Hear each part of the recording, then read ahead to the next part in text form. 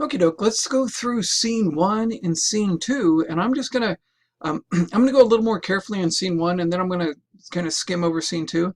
But I want you to see the metaphor machine in action, and that's really the primary skill I want you to get out of this unit. Not only do I want you guys to have kind of fun with Antigone, but I also want you to get down this skill of how to analyze a metaphor, which should be kind of fun since these things are 2,500 years old, and I kind of think that's neat. So let's go through this, and I'll walk you again through scenes one and scene two, a little more carefully on scene one. And stick with me on this. It's kind of tedious to walk through it, but it's kind of neat to learn how to do this, because once you can do it, you can do it anywhere. And there they are. That's Antigone saying, "Oh, don't bother me now," and Ismene saying, "But please, please, please." Let's jump in, okay, and see what's going on. This most folks can pick this up from the beginning. Antigone and Ismene have this confrontation at the start, and Antigone's basically saying, and let's go through this. Dear sister, you would think that we had already suffered enough, and then she goes on and says the curse, of King Creon and the new decree of him. Essentially what she's doing is describing their personal pain, but is making sure that Ismene knows that there's a political element to it. Okay, that issue that I brought up before, that there's this constant conflict between personal and political. In the end, Antigone sees the real issue as being this political problem that has to be overcome. Ismene then immediately says, I have heard nothing. I know that two sisters lost two brothers, a double death. She doesn't even acknowledge or recognize or even care about the decree of Creon at all. This is just a personal pain. And she ignores what's gone down with Polynices, with Creon's decree on Polynices. This is the core issue that's going to take place throughout the play. That tension that goes on between the personal and the political, that goes on over and over again. And I've got to emphasize, I know a lot of people are like rooting for Ismene or rooting for, and there's no clear answer throughout on this, okay? It's a, incredibly difficult situation. But Antigone does kind of, push Ismene in that direction. And then she says, "Listen, Ismene, Creon buried our brother Eteocles. That's kind of cool, with military honors. Gave him a soldier's funeral. That makes me want to have a sip of coffee. And it was right that he should, but Polynices, they fought as bravely and died as miserably." Notice a funky thing. She doesn't even mention that Polynices attacked the city. It's not on her radar. Okay, so she ignores it entirely. She pays attention to only that these are our brothers. And she ignores the fact that there's a reason for Creon's decree. Now, you should not be saying yet you agree or disagree with Creon. Then you're going to miss the nature of the tragedy that's going on.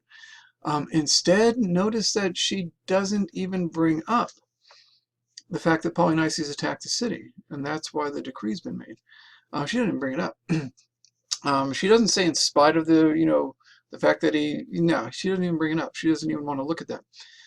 She instead just wants to get ticked off about Creon. And then she has this.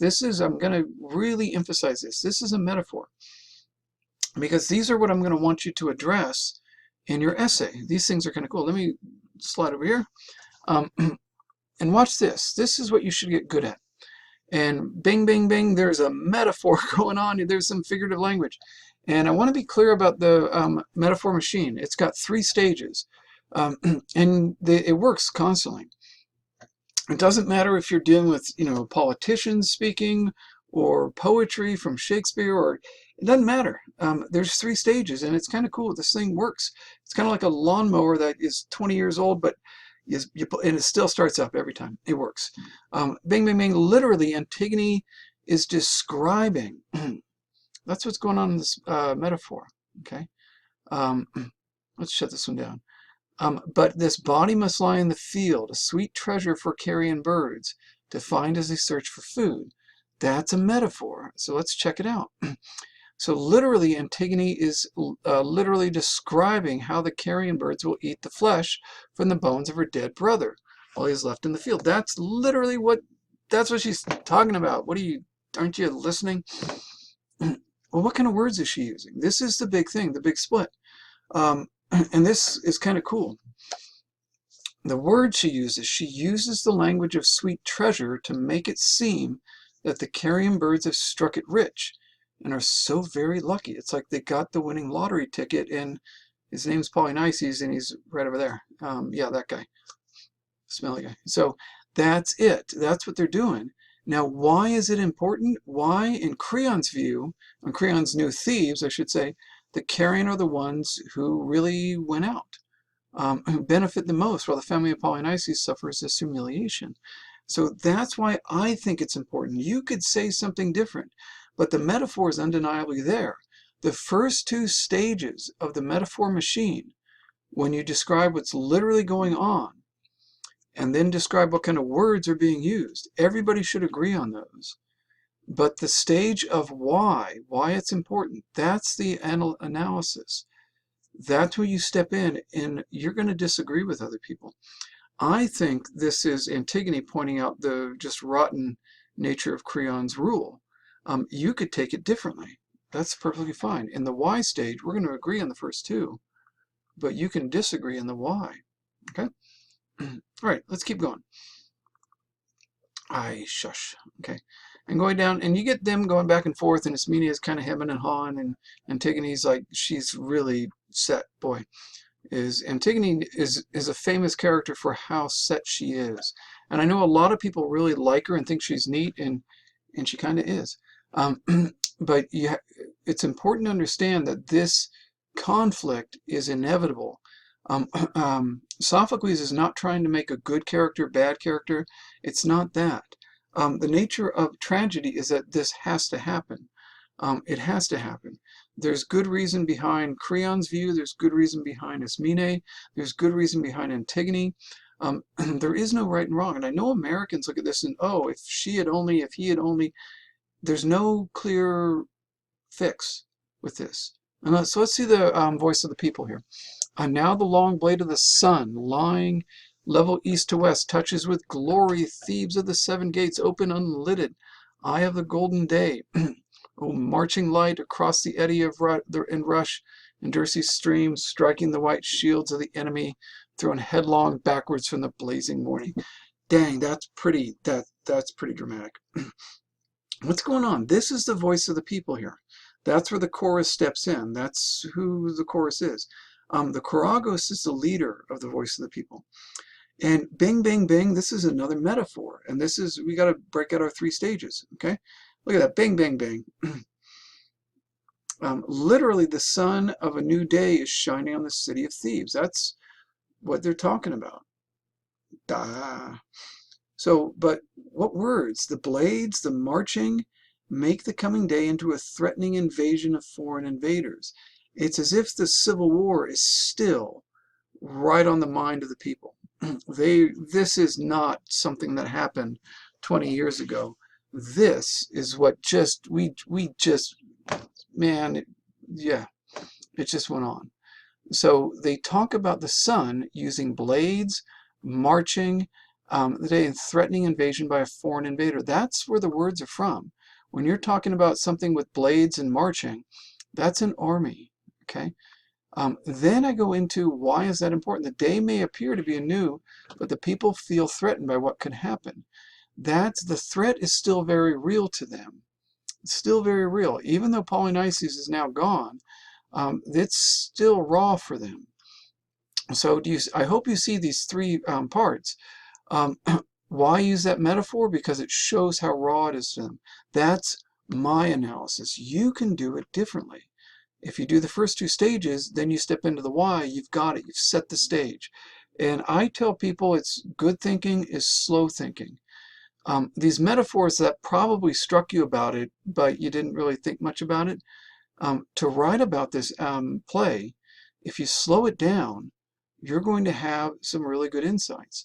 And that metaphor machine becomes a tool you can use to break open this writing. Okay, so that's going to be a useful tool. You don't have to use it so explicitly and say first stage, but literally find out what's going on. Then think about why these words. okay, and go into why did Sophocles describe this or have this person. This tells me that Antigone really, that breaks it open for you. Okay, the metaphor machine is useful in that regard. And I really want you to, in the discussion area, to give it a try, to try this out, okay? And I'll rip through the rest of these for a little bit. For God hates utterly the bray of bragging tongues. This is the Chorugus, the leader of the chorus. That tells you a lot, and need a little more coffee. The bray of bragging tongues, and when he beheld their smiling, the swagger of golden helms, the frown of his thunder blasted the first man from the... Oh man, you got to get some CGI on this one. This would be a great movie.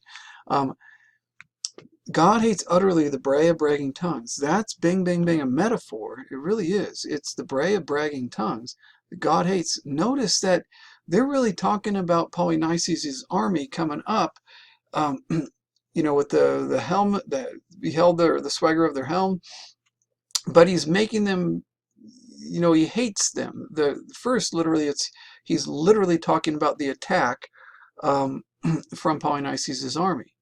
Okay, with their helms and everything else, and how they got, you know, pushed back and all that. Well, what kind of language is he using? First, he's using the bray of bragging tongue. That's making them into a bunch of donkeys.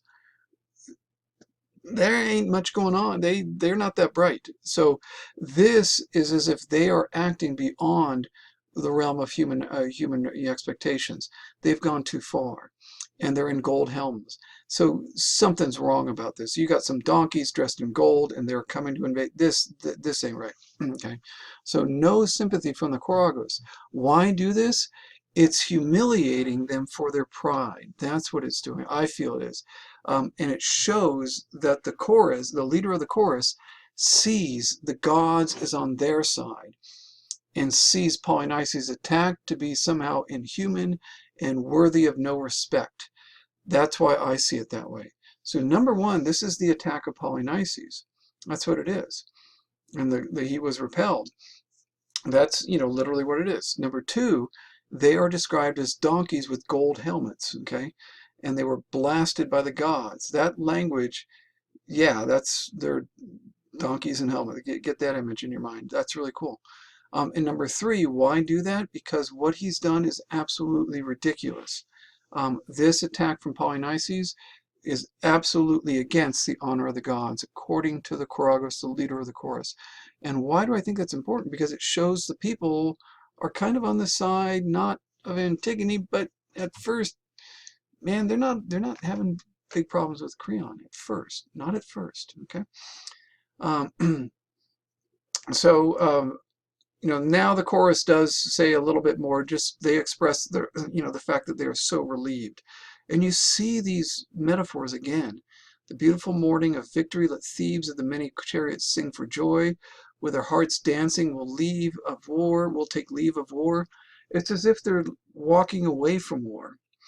Our temple shall be sweet with hymns of praise, and the long night shall echo with our chorus.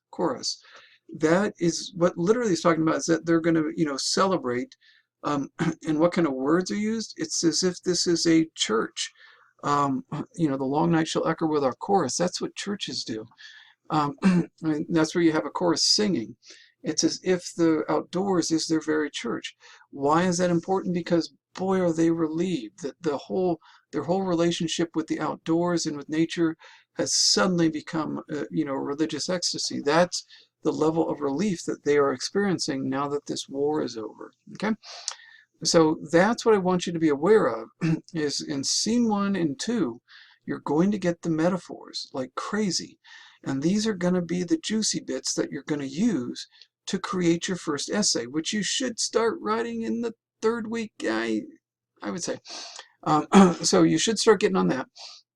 Look for those metaphors. And what you get here with Creon, I'm going to go through the rest kind of quickly.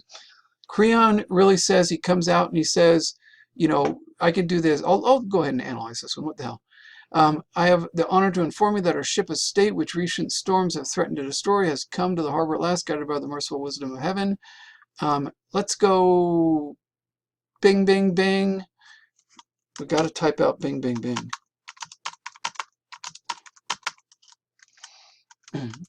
literally what he's talking about is the state of Thebes after the Civil War is now much safer and on more stable footing. What kind of language is he using? So if I did this, the literal level, two, what kind of words is he using? This is the ship of state. The whole city of Thebes is not on a houseboat. The words he's using, he's describing the city of Thebes as if it were a ship having sailed a difficult journey at sea. Okay, those are the words he's using. Why is this important? Well, because they just went through a situation where they were at the mercy of forces beyond their control. That would be like the sea or the Civil War. But now they have come to a safe location. So now they've arrived. Okay, there's no more threats. They shouldn't feel so vulnerable. That is how the metaphor machine works. Okay, and this play is filled with metaphor upon metaphor. Much of it is not metaphor. So this line, for example, only a crazy man is in love with death. It's kind of a metaphor. But when he does this, you will give no support to whoever breaks the law. That is literally, don't support anybody who breaks the law. That's pretty clear. So this play, though, I would say there's about 3 to 5 metaphors per page. There is a lot of metaphors, so you cannot miss them. They are constantly going on. In scene 2, and again, I hope you get the basic tension that Antigone is trying to get Ismene on her side, but Ismene doesn't go with her in this revolt. And Antigone kind of knew she wasn't going to go there. But Antigone stands up to Creon, and really for the sake of her brother, and makes a public defiance, makes her defiance public. The sentry comes back and says, I saw her with my own eyes. You get this odd little comparison. I've seen a mother bird come back to a stripped nest, heard her crying bitterly, and broke a note or two for the young one stolen. This is the first hint from the sentry that there is some sympathy for Antigone from the sentry. The sentry comes back and he's really proud. Yeah. He's really proud, but he has this little note. I've seen little birds do this. I've seen birds do this before. And then you get the same kind of thing. Maybe the gods had a hand in this, from the chorus. These little hints that Creon is being confronted with, that maybe, just maybe Antigone has a point. And you're going to see how Creon reacts. That's his his fatal flaw, his character flaw, is that he overreacts to the situation. He cannot tolerate any kind of defiance of his rule. But notice this kind of thing. These are things to pick up on. The way Antigone doesn't lie, even though apparently she would have had every reason to lie. And she takes full responsibility for these acts. Okay, fully. But she openly does it, which is a defiance to Creon. And Antigone says, it was not God's proclamation that final justice that rules the world that makes no such laws. Your Etic king was strong, but all your strength is weakness itself against the immortal, unrecorded laws of God. Antigone makes it clear that she thinks God is on her side. And I do want folks to note, this is not a Judeo-Christian God. This would have been Zeus and his buddies. Um, Antigone does believe that the gods are on her side. Creon believes the gods are on his side. The city thinks, yeah, the gods were against Polynices, but look at what Antigone's doing. Notice the problematic nature of this conflict. There is no clear right and wrong, and that's good to know. Go through the language and you'll get a very good idea of what's going on, okay? All right, I'll come back with another video on scenes 3 and 4 and maybe 5. Keep going through it and doing your best and find those quotations that you think are the best, okay? To start your essay with. All right, take care, you guys.